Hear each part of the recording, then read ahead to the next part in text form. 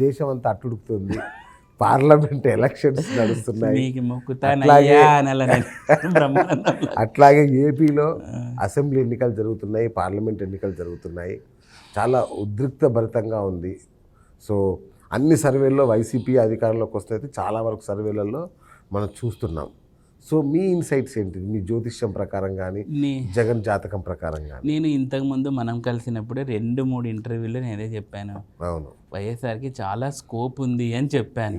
చెప్పాను. నేను మళ్ళీ సీఎం జగనే అన్నాను కాదు, చాలా గ్రహస్థితి ఆయనకు అనుకూలంగా ఉంది అని చెప్పాను. మళ్ళీ ఒక ఇంటర్వ్యూలో ఏం చెప్పాను, అప్పటికి గ్రహస్థితి ఈ కూటమిలో ఇట్లాంటివి వస్తే some times there might be some changes అని కూడా చెప్పాను మన పాత ఇంటర్వ్యూలో.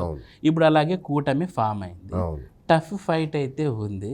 కానీ జాతకరీత్యా ఈయనకి ఎక్కువగా స్కోప్ ఉంది జగన్ గారికి. ఇలా ఎందుకంటే ఇక్కడ శని ప్రభావం ఎక్కువగా ఉంది. దశాశని రాజ్యాన్ని ఇస్తాడు కానీ అష్టమ శని అర్ధాష్టమ శని ఏలినాటి శనిలో ఆయన రాజ్యాన్ని ఇవ్వడు శని.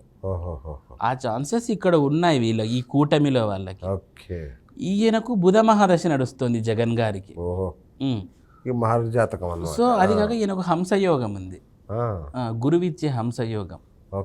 సో కాబట్టి ఇవన్నీ బేరీ చేసుకొని మ్యాక్సిమం ఇక్కడ ఛాన్సెస్ ఎక్కువ ఉన్నాయని ఇంతకుముందు ఇంటర్వ్యూలో చెప్పాను, ఇప్పుడు అదే చెప్తున్నాను.